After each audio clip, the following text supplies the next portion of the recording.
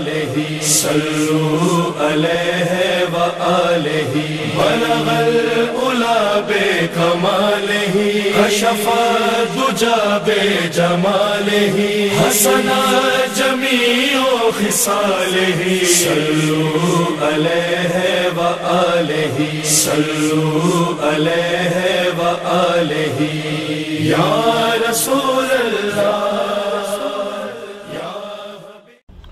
السلام علیکم ورحمۃ اللہ وبرکاتہ۔ لا حول ولا قوة الا باللہ العلی العظیم۔ اعوذ باللہ السمیع العلیم من الشیطان اللعین الرجیم۔ بسم اللہ الرحمن الرحیم۔ الحمد للہ رب العالمین والصلاة والسلام علی سید الانبیاء والمرسلین مولانا وسیدنا وشفیع ذنوبنا وحبیب قلوبنا وطبیب نفوسنا ابی القاسم محمد صلی اللہ علیہ وآلہ الطیبین الطاہرین المعصومین ولعنۃ اللہ علی اعدائهم اجمعین من الآن الى قیام یوم الدین۔ اما بعد فقد قال سبحانہ تبارک وتعالی بسم اللہ الرحمن الرحیم۔ سبحان الذی اسری بعبدہ لیلا من المسجد الحرام الى المسجد الاقصی الذی بارکنا حولہ لنریہ من آیاتنا انہ هو السمیع البصیر۔ ارباب ایمان اور عاشقان رسالت، آج اس موقع پر اولاً میں تبریک و تہنیت عرض کرتا ہوں بسلسلہ عید معراج النبی۔ جس آیہ مبارکہ کی میں نے تلاوت کی، یہ آیہ مبارکہ سورہ بنی اسرائیل کی پہلی آیت ہے، جس میں اللہ کے کائنات پروردگار عالم اپنے حبیب کے اس سفر کا ذکر کر رہا ہے جس کو ہم سفر معراج کہتے ہیں، جو آسمانی سفر ہے، جو کائنات کا سفر ہے، جو جنت کا سفر ہے، جس میں اللہ کے کائنات پروردگار عالم میزبان ہے اور حبیب خدا اشرف انبیاء سید الانبیاء والمرسلین اللہ کا مہمان ہے۔ میری آیہ مبارکہ کی ابتدا سبحان سے ہوتی ہے، ارشاد ہوتا ہے سبحان الذی اسری بعبدہ۔ چنانچہ اس آیہ مبارکہ کے بارے میں بہت سے اعتراضات ہیں، اشکالات ہیں، عام طور لوگوں میں پائے جاتے ہیں۔ کوئی کہتا ہے کہ کیسے ممکن ہے کہ ایک انسان آسمان پر چلا جائے، کہیں آسمان پھٹ تو نہیں گیا، پھر کیسے جڑ گیا؟ مختلف اعتراضات اور مختلف اشکالات ہیں، اور ان تمام اشکالات اور اعتراضات کا جواب اسی میں ہے کہ سبحان الذی اسری، کیونکہ اللہ کے کائنات پروردگار عالم ارشاد فرماتا ہے پاک ہے وہ ذات، یعنی بے عیب، یعنی مجبور نہیں ہے، بلکہ قدرت والی صاحب قدرت ہے وہ ذات جس نے اپنے بندے کو سیر کرائی، جو اپنے بندے کو سیر پر لے گیا۔ یہاں پر اسے ہی مسئلہ ہے کہ عام طور پر لوگ یہ کہتے ہیں کہ پیغمبر معراج پر گئے، نہیں، یہ جھوٹ ہے۔ اس لیے نہ نبی نے فرمایا میں معراج پر گیا، نہ کسی حدیث میں ہے، نہ قرآن کہتا ہے کہ نبی معراج پر گیا، بلکہ قرآن کہتا ہے کہ اللہ جو ہے پاک و پاکیزہ سبحان جو ہے وہ لے گیا۔ تو جب سفر کو دیکھنا ہوتا ہے، منزل تک پہنچنے کے لیے دو رخ ہوتے ہیں، کوئی اپنی قدرت سے جاتا ہے، اپنی سواری پر جاتا ہے، اپنی طاقت سے جاتا ہے، تو اس وقت اس کی قدرت دیکھی جاتی ہے کہ وہ کہاں تک جا سکتا ہے۔ لیکن کبھی کبھی کوئی لے جاتا ہے، جیسے مثلا کہ اگر کسی انسان کو یا کسی عالمین کو کسی جگہ دعوت ہو، جانا ہو، اگر وہ اپنے اعتبار سے جائے تو اپنے اعتبار سے سواری کا انتخاب کرتا ہے اپنی قوت پر، لہذا اس وقت یہ دیکھنا پڑتا ہے اس کی کتنی قوت ہے، وہ کہاں تک جا سکتا ہے۔ لیکن اگر کوئی اس کو اپنے دعوت پر بلائے اور لے کے جائے تو اس وقت جو ہے جانے والے کی قوت اور طاقت نہیں دیکھی جاتی ہے، بلکہ اس وقت لے جانے والے کی قوت اور طاقت دیکھی جاتی ہے۔ چنانچہ اللہ کے کائنات پروردگار عالم نے انہی لوگوں کا منہ بند کر دیا جو آج کل پیغمبر اسلام صلی اللہ علیہ وآلہ وسلم معراج کے بارے میں شک و شبہ میں مبتلا ہے، کیسے گئے، کیا گئے۔ پھر اس کے ساتھ ساتھ یہ بحث ہوتی ہے، ارے نہیں روحانی معراج تھی، جسمانی معراج نہیں تھی، ارے خواب میں معراج تھی، بیداری میں معراج نہیں تھی۔ کیوں ایسا؟ کیوں اس لیے وہ کہتے ہیں کہ بھائی ماننا ضروری ہے، مگر ان اعتراضات کا جواب کیا دیا جائے؟ میں ان سے کہتا ہوں کہ اگر ماننا ہی ہے تو مان لیجئے، ورنہ اگر آپ کو انکار کرنا ہے انکار کیجئے۔ وہ کہتے ہیں کہ نہیں، ہم انکار نہیں کر سکتے، اس لیے قرآن میں موجود ہے۔ اگر قرآن میں موجود ہے تو اس اعتبار سے دیکھیے، جس اعتبار سے قرآن ہم سے بنوا رہا ہے، تو اس انداز سے مانیے جس انداز سے قرآن بنوا رہا ہے۔ لہذا قرآن کہتا ہے سبحان الذی اسری بعبدہ، پاک ہے وہ ذات جو اپنے بندے کو لے گئی، عبد کو۔ کیا عبد عزیزان گرامی کیا اس کو کہا جائے گا جس کے بعد صرف روح کو عبد کہا جاتا ہے؟ نہیں، بلکہ عبد وہاں پر ہے جہاں جسم و روح کی اشتراک ہو۔ یعنی پروردگار عالم کہتا ہے مکمل طور پر میں اپنے حبیب کو لے گیا، تم کیوں بحث کرتے ہو؟ آسمان پھٹ گیا، آسمان جڑ گیا، اس لیے کہ میں لے جانے والا جو ان اللہ علی کل شیء قدیر ہے، میں نے آسمانوں کو پیدا کیا، میں نے ستاروں کو چمک دی، میں نے سورج و چاند کو روشنی دی، یہ میرے سب اختیار میں ہے۔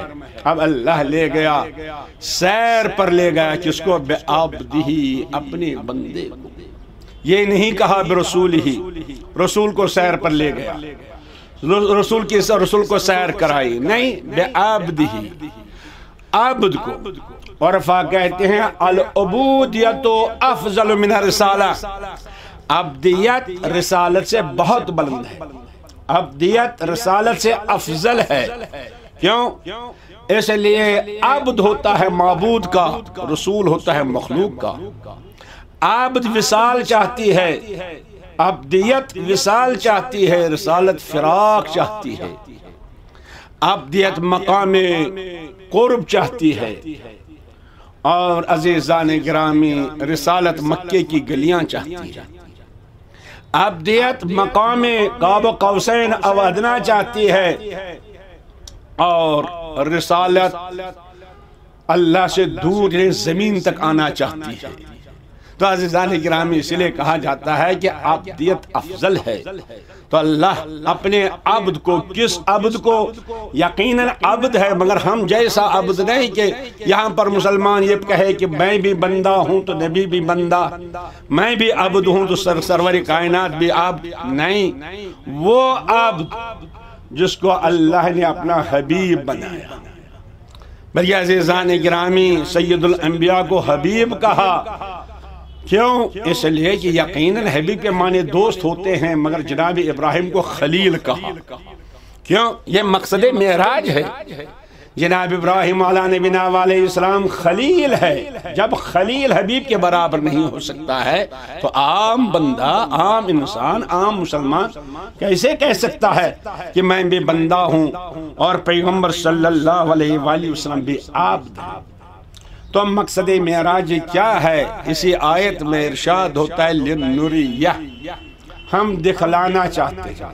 یہی شان محبوبیت ہے، حبیب کی شان یہی ہے۔ خلیل کے معنی بھی دوست ہوتے ہیں، حبیب کے معنی بھی دوست ہوتے ہیں، مگر بڑا فرق ہے۔ خلیل یعنی جو طالب ہوتا ہے، حبیب جو مطلوب ہوتا ہے۔ حبیب جو کسی کو، یہ خلیل جو کسی کو چاہتا ہے، اور حبیب جو کسی کا محبوب ہوتا ہے۔ خلیل جو جلووں کے لیے تڑپتا ہے، حبیب جس کے لیے جلوے تڑپتے ہیں۔ چنانچہ اللہ کے کائنات پروردگار عالم نے قرآن پاک میں اسی کو واضح کر دیا کہ جناب ابراہیم علیہ نبینا علیہ السلام کو جب مقام ملکوت حاصل کرنا تھا تو آواز دی رب ارینی، پروردگار مجھے دکھلا دے، یعنی تڑپ ہے دیکھنے کی، یعنی طالب ہے جناب ابراہیم علیہ نبینا علیہ السلام، دکھلا دے مجھے، ایک آیت دکھلا دے۔ تو عزیزان گرامی خلیل کی شان ہے، دو آیت دیکھنا چاہتا ہے، مگر اللہ نے آواز دی خلیل تم ہو اس لیے تم دیکھنا چاہتے ہو، مگر میرا حبیب حبیب ہے جس کے لیے میں کہتا ہوں لِنُرِيَّ، اے میرے حبیب آ جا اور دیکھ کے چلا جا۔ وہ آیتیں، وہ نشانیاں، وہ ملکوت تو دیکھ لے۔ تو عزیزان گرامی یہی شان ہے حبیب صلی اللہ علیہ وآلہ وسلم کی، مگر اب حبیب چلا کس طرح عزیزان گرامی؟ جو دیکھنے کی تمنا کرتا ہے وہ اپنی سواری بناتا ہے، وہ اپنے اعتبار سے چلتا ہے، مگر جناب پروردگار عالم نے آواز دی میرا حبیب میں اس کو دکھلانا چاہتا ہوں، لہذا خود سواری بھیجی، براق جیسی سواری، اور اس کے ساتھ ساتھ خادم بھیجا، جبریل جیسا خادم بھی آیا، جبریل بھی آیا، اور اس کے ساتھ ساتھ سواری بھی حاضر۔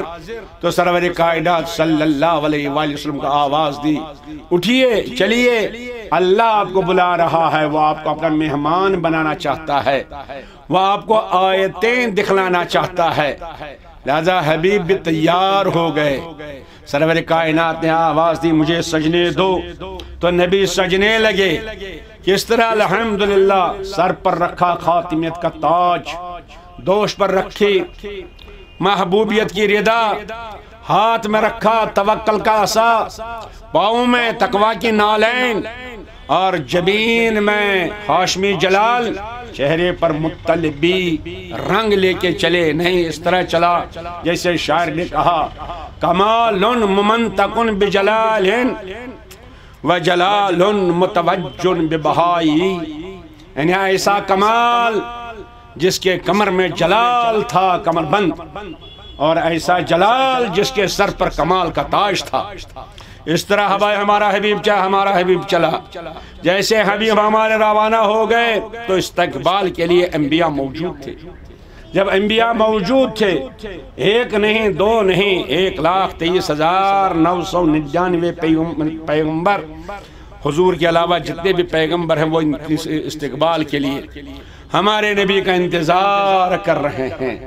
جی چاہتا ہے کہ عرض کروں کیوں یہ استقبال کے لیے ہیں؟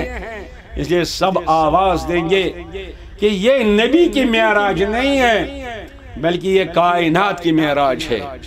اس لیے معراج کا مطلب یہ ہوتا ہے جہاں پر ہے اس سے بلند ہو جانا۔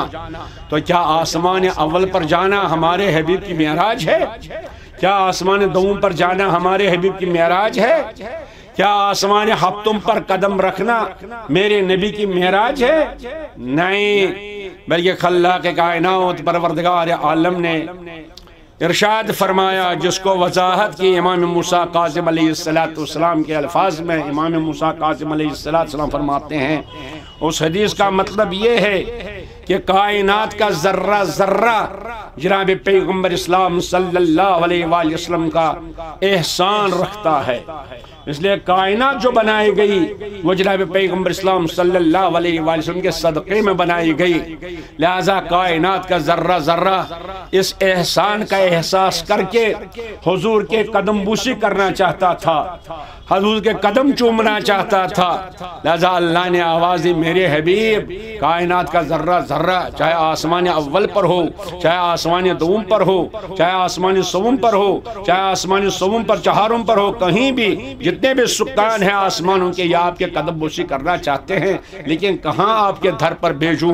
آ جائیے، تشریف لائیے، آپ اپنے قدم کو آسمان اول پر رکھیے تاکہ آسمان اول آپ کی قدم بوسی کر کے معراج حاصل کرے گا، دوسرا آسمان آپ کے قدم کو چوم کر معراج تک پہنچ جائے گا، تیسرا آسمان، چوتھا آسمان، حد یہ ہے کہ جنت کی زمین آپ کے قدم بوسی کر کے کمال تک پہنچنا چاہتی ہے۔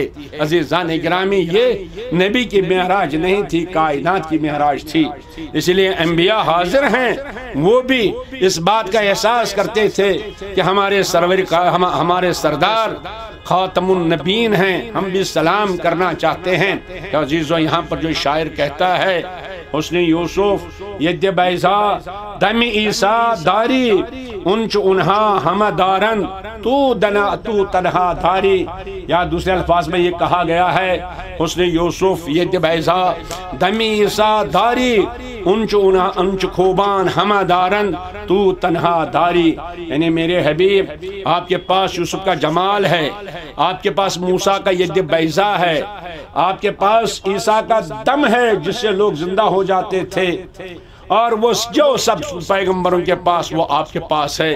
بظاہر شاعر نے مدح کی، لیکن اگر ذرا غور کیجئے گا ایسا معلوم ہوتا ہے جیسے کہ شاعر نے ہمارے نبی کو سمجھا ہے چندہ لینے والا۔ یوسف تم دے دو اپنا جمال، موسیٰ تم دے دو ید بیضا، عیسیٰ تم اپنا دم دے دو، داؤد اپنا لہن دے دو، اے سلیمان تم اپنا کمال دے دو۔ ایسا ہی سمجھا کر سمجھ رکھا ہے ہمارے نبی کو۔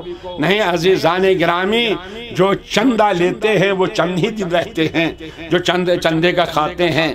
ہمارا نبی چندہ لینے والا نہیں بلکہ چندہ دینے والا۔ کائنات کو چندہ دے دیا، عرش کو عظمت، آسمان کو بلندی، زمین کو تواضع، اور جنت کو کمال، اور شمس و قمر کو روشنی، ستاروں کو چمک دمک، یہ سب کس نے دے دی؟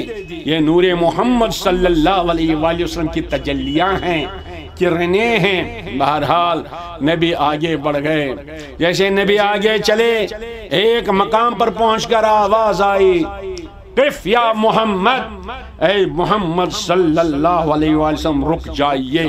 عزیزان گرامی، جب کسی مہمان کو بلایا جاتا ہے تو کیا اس کو دروازے پر کھڑا کرنا چاہیے؟ تو کیا اللہ نے آواز دی رک جا، اے میرے پروردگار تو نے بلایا ہے تو روکا کیوں؟ تو نے دعوت دی ہے، سواری بھیجی ہے براق جیسا، اور خادم بھیجا ہے جبریل جیسا، اب روکتا کیوں ہے؟ آواز دی پروردگار عالم نے کہ جب مہمان آتا ہے تو اس کے گلے میں ہار پہنایا جاتا ہے، اس کے سر پر کچھ نشاور کیا جاتا ہے۔ جیسے تمہارے ہاں کوئی دلہا آتا ہے، تم کوئی چیز نشاور کرتے ہو کہ نہیں؟ کوئی مٹھائی نشاور کرتا ہے، کوئی شیرین نشاور کرتا ہے۔ تو اللہ نے آواز دی، میں بھی اپنے مہمان کا استقبال کرنا چاہتا ہوں، میں بھی اپنے نبی کے گلے میں ہار ڈالنا چاہتا ہوں۔ میں نے آواز دی پروردگار کن پھولوں کا ہار تو نے تیار کیا ہے اپنے مہمان کے لیے؟ کہ کیا جنت کے پھولوں کا ہار؟ آواز دی ہوش میں آ جاؤ، جنت کے پھول ان کے قدموں کی دھول ہے۔ کیا قدموں کی دھول کہیں سر پر چڑھائی جاتی ہے؟ تو میں نے آواز دی پھر کیا آپ نشاور کرے گا؟ کیا تو کوثر کا پانی، سلسبیل کا پانی؟ آواز دی ہوش میں آ جاؤ، وہی کا پسینہ ہے، کیا کہیں پسینہ سر پر ملا جاتا ہے؟ میں نے کہا پروردگار پھر کون سا ہار پہنائے گا؟ آواز دی میرے پاس بچا ہے ایک ہار، اسی کو دینا چاہتا ہوں۔ قف یا محمد ان ربک لیصلی، اے محمد رک جائیے، تیرا رب آپ کو صلوات کا ہار پہنانا چاہتا ہے، صلوات کا ہار آپ کے گلے میں ڈالنا چاہتا ہے۔ اس لیے آواز دی ان اللہ وملائکتہ یصلون علی النبی، اللہ درود بھیجتا ہے، اکیلے اللہ نہیں ملائکہ بھی درود بھیجتے ہیں۔ کیا عزیزان گرامی اللہ نے اپنے درود کے ساتھ ملائکہ کا سہارا لیا؟ کیا نبی یا اللہ کا درود اتنا کمزور ہے کہ ملائکہ کو بلایا، جبریل کو بلایا، میکائیل کو بلایا؟ کیا آ جاؤ تم بھی درود کا ہار پہناؤ میرے حبیب کو؟ عزیزان گرامی آواز دے گا، جب بادشاہ کسی کا استقبال کرتا ہے تو وزراء جتنے ہوتے ہیں وہ خود بخود کھڑے ہو جاتے ہیں۔ لہٰذا یہ میرے کارندے ہیں، یہ ملائکہ جو ہے کائنات کے مدبرات ہیں، جہاں میں درود بھیجوں گا یہ بھی اٹھیں گے، میرے حبیب کے تعظیم میں یہ بھی درود بھیجیں گے۔ غرض بہرحال عزیزان گرامی نبی آگے بڑھ گئے، ایک منزل ایسی آ گئی کہ جبریل رک گئے، کہا حضور اب میں آگے نہیں جا سکتا۔ کیوں؟ آپ کے سامنے ایسا مقام ہے، دونک مقام لم یتعہ ملک المقرب ولا نبی المرسل۔ میرے حبیب آپ کے آگے اب ایسی منزل ہے جہاں کوئی ملک مقرب نہیں پہنچ سکتا ہے، نہ کوئی نبی مرسل پہنچ سکتا ہے۔ یہ کون سی منزل ہے؟ اسی لیے نبی نے فرمایا تھا میرے لیے 3 صورتیں ہیں۔ عام انسانوں کے لیے تو 2 صورتیں ہوتی ہیں، ایک صورت جسمانی ہے، ایک صورت ملکوتی ہے، ایک صورت مادی ہے، ایک صورت معنوی ہے۔ ہر انسان کے پاس صورت معنوی ہے، صورت ملکوتی ہے، مگر نبی صلی اللہ علیہ وسلم نے فرمایا میرے لیے 3 صورتیں ہیں۔ ایک ہے صورت بشری، جس کو قرآن مجید نے کہا قل انما انا بشر مثلکم، کھاتے ہیں پیتے ہیں یاکلون الطعام، جیسے کہ لوگ اعتراض بھی کرتے تھے یا عقل یہ کیسا نبی ہے، کھاتا ہے پیتا ہے، یمشی فی الاسواق بازاروں میں چلتا ہے. تو نبی نے آواز دی یہ میری جسمانی صورت ہے.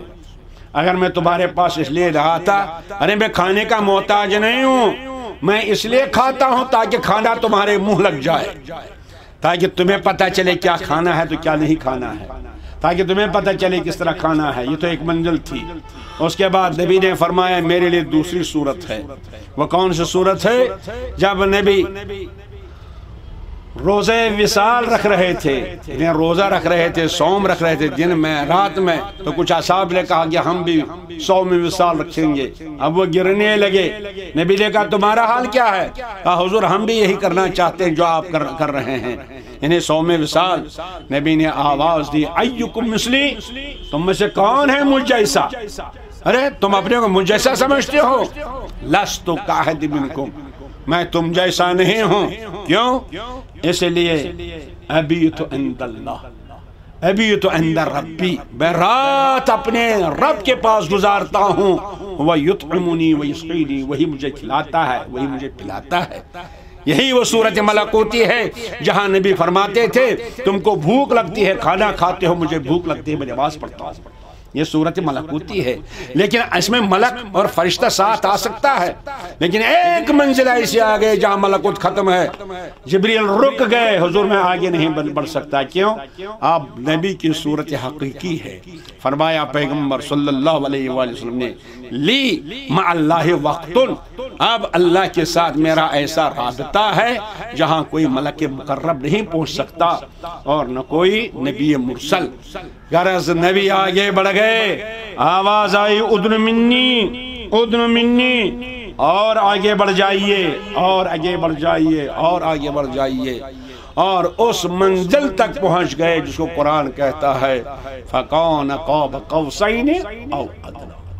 اب دو کمان کا فاصلہ رہ گیا، دو کمان کا. یہ نبی کی معراج ہے. یہ دو کمان کا فاصلہ سمجھتا یا اس سے کم. یہ کیا تھا؟ یہ قرب تھا، قرب الہی. کون سا قرب الہی؟ قرب مکانی نہیں، قرب مکانی نہیں. قرب زمانی نہیں، قرب زمانی نہیں. اس لیے اللہ مکان و زمان کا پابند نہیں ہے. لہذا ہمارا نبی بھی اس وقت جب اللہ کے قرب میں چلا گیا، بلکہ یہ قرب صفات تھا، یعنی اللہ کی صفات کی تجلیاں آ رہی تھی، نبی اپنے اندر اس کو جذب کرتے جا رہے تھے. صفت رحیم، صفت کریم، صفت رحمان، صفت رزاق، ہر صفت. صرف دو صفتیں بچ گئیں جو اللہ نہ دے سکتا ہے نہ حبیب لے سکتے ہیں. اس لیے اللہ اللہ ہے.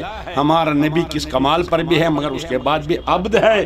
اس لیے کہا سبحان الذی اسری بعبدہ. تو وہ دو صفتیں کیا ہیں؟ اللہ معبود ہے، یہ عبد ہے. یہ معبود نہیں بن سکتے، یہ بہرحال عبد ہے. اور دوسری صفت اللہ واجب ہے، یعنی اپنے وجود میں اپنے کمال میں کسی کا محتاج نہیں، مگر یہ ممکن ہے. کیوں؟ اس لیے کہ نبی کس کمال پر بھی، لیکن جو بھی کمال دیا وہ اللہ نے دیا. محتاج ہے نبی اللہ کا، اس لیے کہا الفقر فقری. بہرحال عزیزان گرامی آگے بڑھ گئے. جیسے ہی آگے بڑھ گئے اب قرآن کہتا ہے اس آیت مبارکہ کے ذیل میں، مگر اب سورہ نجم میں ارشاد ہوتا ہے، سورہ بنی اسرائیل میں کہا ہم نے اپنے نبی کو بلایا، اپنے حبیب کو بلایا لنریہ، تاکہ ہم دکھلانا چاہتے ہیں. اب کیا دکھلانا چاہتے ہیں؟ آیاتنا، آیت. اب نبی نے دیکھا کہ نہیں؟ سورہ نجم آواز دیتا ہے وَلَقَدْ رَآ مِنْ آیات رَبِّهِ الْكُبْرَى. نبی نے اپنے رب کی بڑی آیت دیکھی، یعنی آیت کبریٰ دیکھی رب کی. پر یہاں پر وہ مسئلہ واضح ہو جاتا ہے. جو لوگ کہتے ہیں کہ نبی نے اللہ کو دیکھا، نہیں، قرآن مجید کہتا ہے اللہ کو نہیں دیکھا، اللہ کی آیت کو دیکھا، اللہ کی نشانی کو دیکھا. تو سورہ نجم کی اس آیت نے واضح کر دیا کہ نبی نے اللہ کو نہیں دیکھا. وَلَقَدْ رَآ من آیات ربہ الکبریٰ. تو کیا دیکھا؟ اللہ کی آیت کبریٰ، یعنی بڑی آیت. اس کا مطلب یہ ہے کہ آیتیں دو ہیں، کچھ چھوٹی آیتیں ہیں، کچھ بڑی آیت ہیں. چھوٹی آیت یعنی آیت سغرا، چھوٹی آیت وہ نہیں دیکھی نبی نے، آیت سغرا کو نہیں دیکھا، بلکہ نبی نے دیکھا آیت کبرا۔ مگر ہمارا عقیدہ، ہمارا ایمان، ہمارا ایقان، ہمارا اعتقاد ہے کہ اللہ کی سب سے بڑی آیت خود نبی ہے، سرور کائنات سب سے بڑی آیت خود ہے۔ یعنی اگر ہم دیکھیں گے اللہ کی آیت کبرا کون ہے تو وہ خود نبی ہے، مگر قرآن کہتا ہے اسی نبی نے جس کو تم سمجھتے ہو آیت کبرا، اس نے آیت کبرا کو دیکھا۔ اس کا مطلب یہ ہے کہ آیت کبرا نے آیت کبرا کو دیکھا، اس کا مطلب یہ ہے کہ بڑی آیت نے بڑی کو آیت کو دیکھا، یعنی آیت کبرا نے اس کو دیکھا جو اس کا ہم جنس ہے، یعنی یہ بھی آیت کبرا وہ بھی آیت کبرا، یعنی ایک ہی جنس، ایک ہی نور، ایک ہی جمال، ایک ہی کمال، ایک ہی جلال، ایک ہی نور کے دو حصے، ایک آیت کبرا ہے۔ یہ نبی ایک آیت کبرا وہ ہے جس کو نبی دیکھ رہے ہیں۔ یہ کون ہے جو ایک جمال والا؟ اسی لیے نبی نے فرمایا تھا انا و علی من نور واحد، ہم اور علی ایک نور سے، اور علی منبر پر فرماتے تھے للہ، میں اللہ کے لیے سب سے بڑی آیت ہوں، آیت کبرا ہوں۔ دل فرق کیا ہے پھر؟ اگر ایک ہی جنس ہے، ایک ہی نور ہے، ایک ہی کمال ہے، ایک ہی جمال ہے، فرق کیا ہے؟ فرق اس وقت واضح ہو گئی جب عید بعثت تھی۔ فرماتے ہیں ہمارے مولا علی علیہ السلام جب عید بعثت ہوئی، حین نزل الوحی، جب پہلی وحی آ گئی، میں دیکھ رہا تھا، نور رسالت کو دیکھ رہا تھا اور وحی کی خوشبو کو سونگھ رہا تھا۔ وَلَقَدْ سَمِعْتُ رِنَةَ الشَّيْطَانِ، میں نے اس وقت شیطان کے رونے کو سنا، چلا رہا تھا شیطان، رو رہا تھا شیطان۔ میں نے پوچھا یا رسول اللہ یہ آواز کیا آ رہی ہے؟ تو حضور نے فرمایا حاضر رنت شیطان، یہ شیطان کا رونا ہے، شیطان کا چلانا ہے۔ یا علی انکا تسمع ما اسمع، اے علی آپ اس کمال تک پہنچ گئے، آپ وہی سنتے ہیں جو میں سنتا ہوں، آپ وہی دیکھتے ہیں جو میں دیکھتا ہوں، یعنی جنس ایک، نور ایک، کمال ایک۔ فرق کیا ہے؟ فرق یہ ہے کہ لست بالنبی، مگر آپ نبی نہیں ہیں، ولیکنک الوزیر، آپ میرے وزیر ہیں۔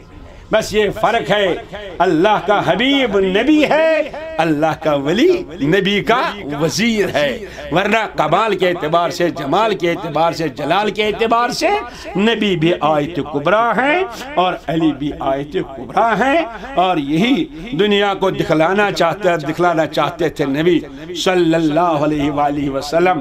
چنانچہ یہاں پر بہرحال ایک جملہ عرض کرنا چاہتا ہوں، جب کوئی سفر سے آتا ہے، عظیم سفر سے جب آتا ہے، کوئی نہ کوئی تبرک لے کے آتا ہے، تو علماء اہل سنت بھی اس روایت کو لکھتے ہیں، ہم بھی لکھتے ہیں، سب لکھتے ہیں اس روایت کو، کہ جب نبی اس مقام پر تھے، پھر وہ ایک مقام پر ایک صندوق تھا، اس کو کھولا گیا، اس میں سے ایک لباس ظاہر ہوا۔ جبریل نے وہ لباس پیش کیا حضور کی خدمت میں۔ حضور نے کہا پروردگار یہ لباس میں کس کو عطا کروں گا؟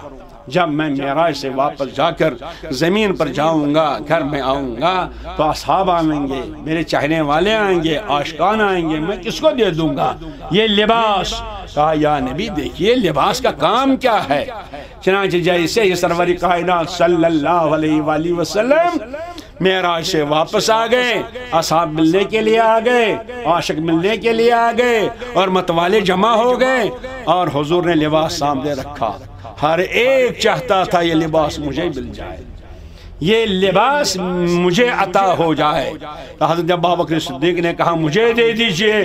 نبی نے فرمایا آپ یہ لباس پہن کے کیا کریں گے؟ کہا حضور میں تصدیق کروں گا توحید کی، میں تصدیق کروں گا رسالت کی۔ کہا بیٹھ جائیے۔ عمر فاروق نے کہا مجھے دے دیجئے۔ کہا آپ کیا کریں گے؟ کہا حضور میں عدل انصاف کروں گا۔ کہا بیٹھ جائیے۔ حضرت عثمان نے کہا مجھے دے دیجئے۔ کہا کیا کریں گے آپ؟ کہا حضور میں شرم و حیا کروں گا۔ کہا بیٹھ جائیے۔ اتنے میں علی آ گئے، یا رسول اللہ یہ لباس مجھے عنایت ہو۔ کہا حضور نے کہا علی تم یہ لباس پہن کے کیا کرو گے؟ کہا حضور لباس کا کام ہوتا ہے عیب چھپانا، میں اس لباس پہن کر لوگوں کے عیبوں پر پردہ ڈالوں گا۔ پردہ پوشی کروں گا۔ تو نبی نے فرمایا یا علی یہ لباس آپ ہی کے لیے ہے، لہذا ہم بھی اگر وہ لباس رحمت چاہتے ہیں، لباس کرامت چاہتے ہیں، لباس جلالت چاہتے ہیں، لباس عزت چاہتے ہیں، تو ہماری بھی یہ بھی ذمہ داری ہے کہ مومنین کے عیب اوپر پردہ ڈالنا چاہیے، کسی کے عیب کو ظاہر نہ کیجیے۔ ہاں اگر کوئی اسلام کے خلاف سازش کرتا ہے وہ عیب ہے، دین کے خلاف، لوگوں کے خلاف، تو وہاں پر پردہ نہیں ڈالنا ہوتا ہے۔ یہ تو ظاہر سی بات ہے، وہ عیوب جو انسان کے اندر پیدا ہوتے ہیں، ذاتی عیوب، تو خداوند عالم ہم کو توفیق دے تاکہ ہمارے عیب بھی پوشیدہ رہیں، اس لیے کہ بے عیب صرف خدا کی ذات ہے اور محمد صلی اللہ علیہ وسلم کی ذات ہے۔ تو معراج کی تعریف نہیں کی جا سکتی ہے، محمد کی تعریف نہیں کی جا سکتی، موقع نہیں ہے۔ زیزان گرامی ایک گوشہ تھا، کیوں؟ یہ غالب نے کہا، غالب ثنائے خواجہ بیزدان گذاشتے ہیں۔ ہم چھوڑ دیتے ہیں کہ اللہ خود تعریف کر سکتا ہے، وہی بتا سکتا ہے کہ نبی کیا ہے، مقام نبوت کیا ہے۔ والسلام علیکم ورحمۃ اللہ وبرکاتہ۔